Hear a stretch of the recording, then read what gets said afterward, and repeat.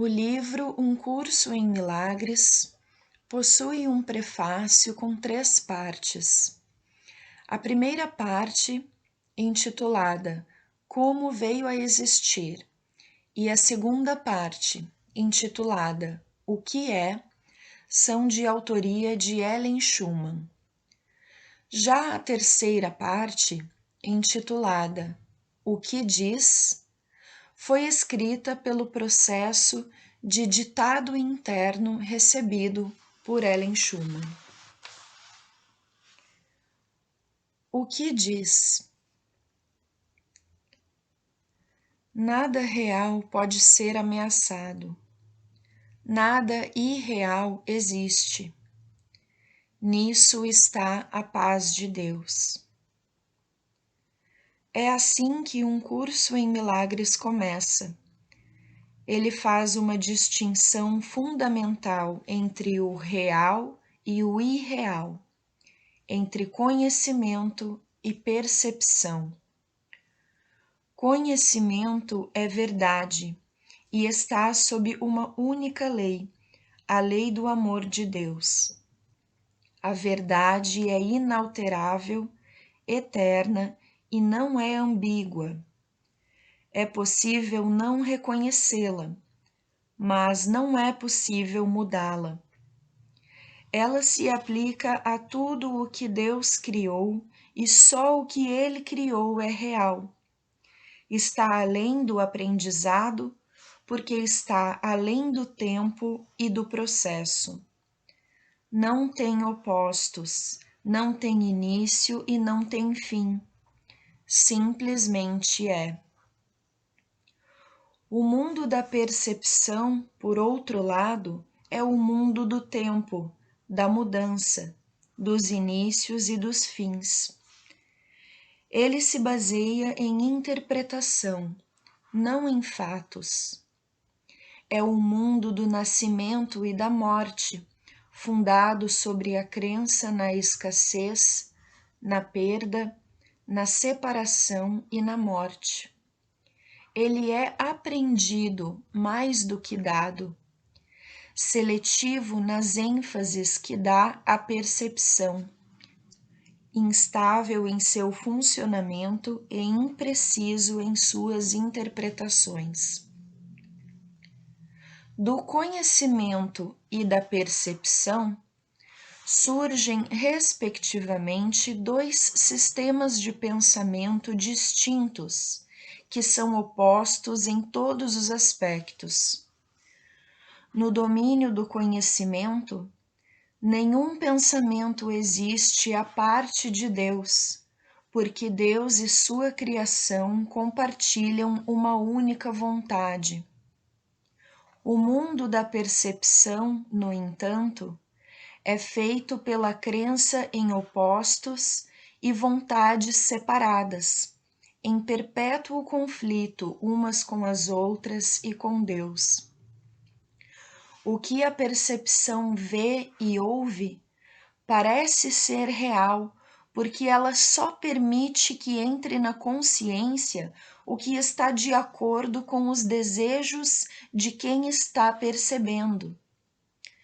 Isso leva a um mundo de ilusões, um mundo que precisa de defesa constante, exatamente porque ele não é real. Quando fostes aprisionado no mundo da percepção, foste aprisionado em um sonho. Não podes escapar sem ajuda, porque tudo o que os teus sentidos te mostram apenas testemunha a realidade do sonho. Deus forneceu a resposta, o único caminho para a saída, o verdadeiro ajudante. A função da sua voz, seu Espírito Santo, é ser o mediador entre os 2 mundos. Ele pode fazer isso porque, se de um lado conhece a verdade, de outro também reconhece as nossas ilusões, mas sem acreditar nelas. A meta do Espírito Santo é ajudar-nos a escapar do mundo de sonhos, ensinando-nos a reverter nosso pensamento e a desaprender nossos erros. O perdão é o grande instrumento de aprendizado do Espírito Santo para realizar essa inversão do pensamento. No entanto, o curso tem a sua própria definição do que é realmente o perdão, assim como ele define o mundo à sua própria maneira. O mundo que nós vemos apenas reflete o nosso próprio referencial interno, as ideias dominantes, desejos e emoções em nossas mentes. A projeção faz a percepção. Nós olhamos antes para dentro, decidimos o tipo de mundo que queremos ver e então projetamos esse mundo lá fora, fazendo dele a verdade tal como o vemos. Nós fazemos com que ele seja verdadeiro através de nossas interpretações do que estamos vendo. Se estamos usando a percepção para justificar nossos próprios erros, nossa raiva, nossos impulsos para atacar, nossa falta de amor em todas as formas que pode ter, veremos um mundo de maldade, destruição, malícia, inveja e desespero. Tudo isso nós precisamos aprender a perdoar, não porque estamos sendo bons e caridosos, mas porque o que estamos vendo não é verdadeiro.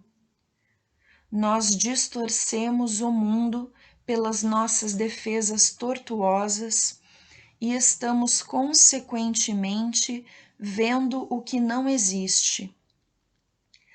À medida que aprendemos a reconhecer nossos erros de percepção, também aprendemos a olhar para o que está além ou perdoá-los. Ao mesmo tempo, estamos perdoando a nós mesmos, olhando para o que está além de nossos autoconceitos distorcidos, que é o ser que Deus criou em nós e como nós. O pecado é definido como falta de amor. Já que o amor é tudo o que existe, o pecado na ótica do Espírito Santo é um erro a ser corrigido e não um mal a ser punido. Nosso senso de inadequação, fraqueza e incompleteza vem do grande investimento no princípio da escassez que governa todo o mundo das ilusões. Desse ponto de vista, nós buscamos em outros o que sentimos que está faltando em nós mesmos. Amamos um outro para conseguirmos algo para nós. Isso, de fato, é o que passa por amor no mundo dos sonhos. Não pode existir nenhum erro maior do que esse, pois o amor é incapaz de pedir o que quer que seja. Só as mentes podem se unir na realidade, e aqueles a quem Deus uniu, ninguém pode separar. No entanto, é só ao nível da mente de Cristo que a verdadeira união é possível, e essa, de fato, nunca foi perdida. O pequeno eu procura se realçar através da aprovação externa, dos bens externos e do amor externo. O ser que Deus criou não precisa de nada. Ele está para sempre completo, a salvo, amado e amoroso. Procura compartilhar mais do que conquistar, estender mais do que projetar.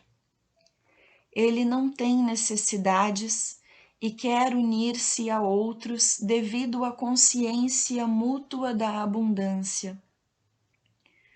Os relacionamentos especiais do mundo são destrutivos, egoístas e infantilmente egocêntricos.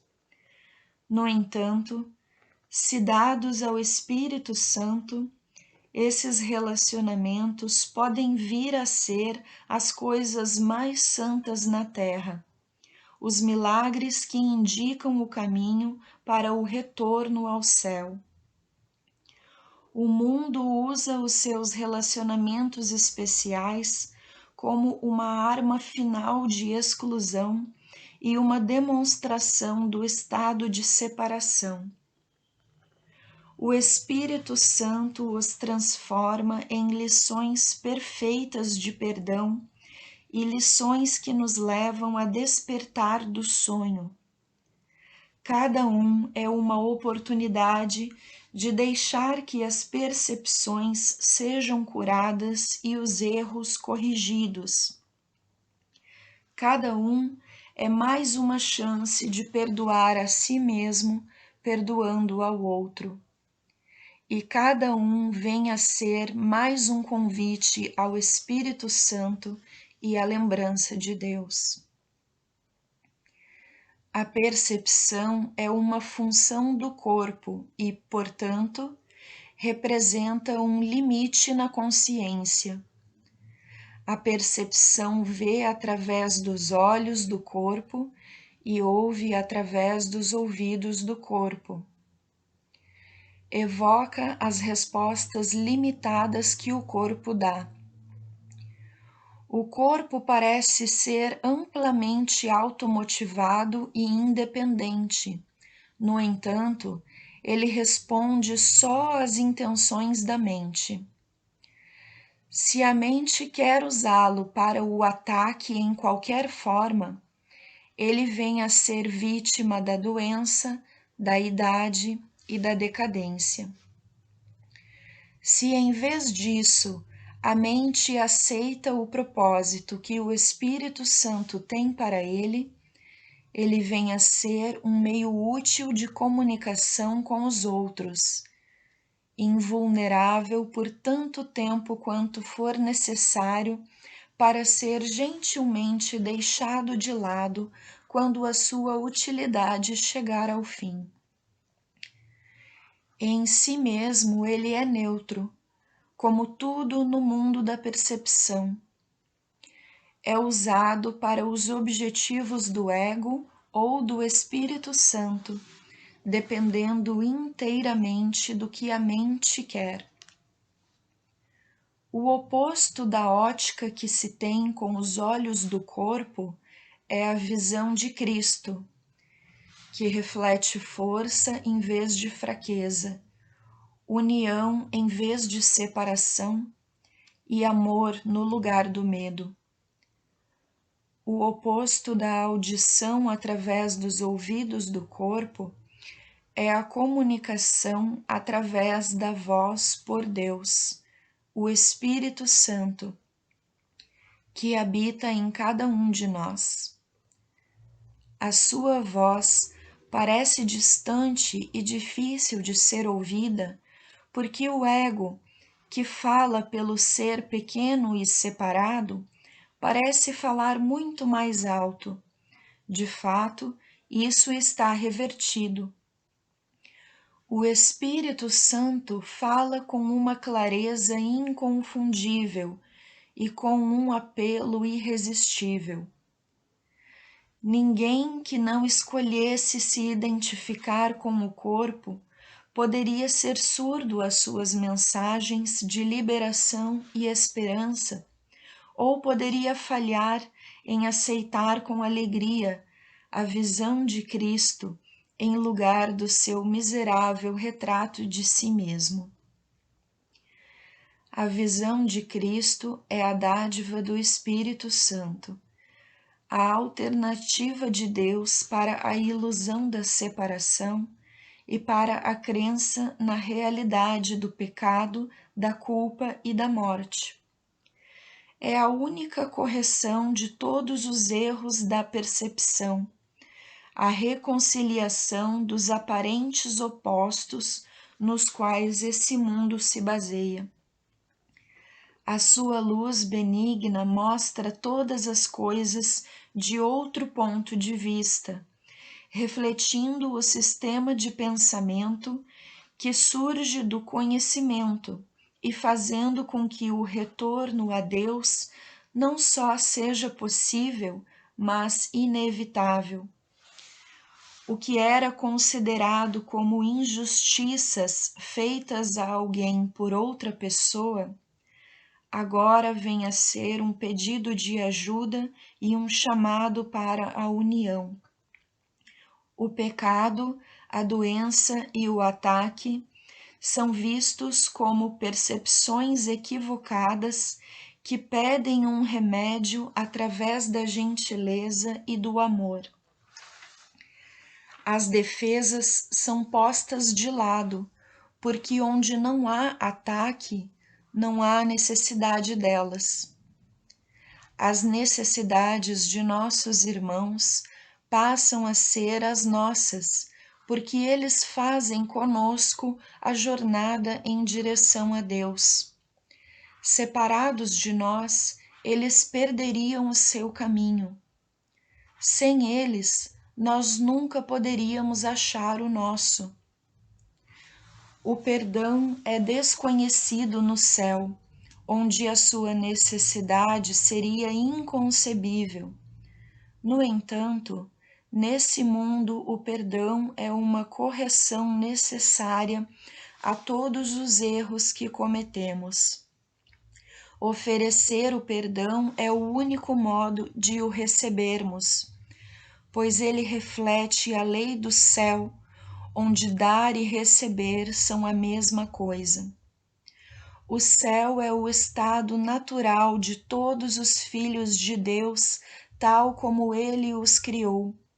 Essa é a sua realidade para sempre.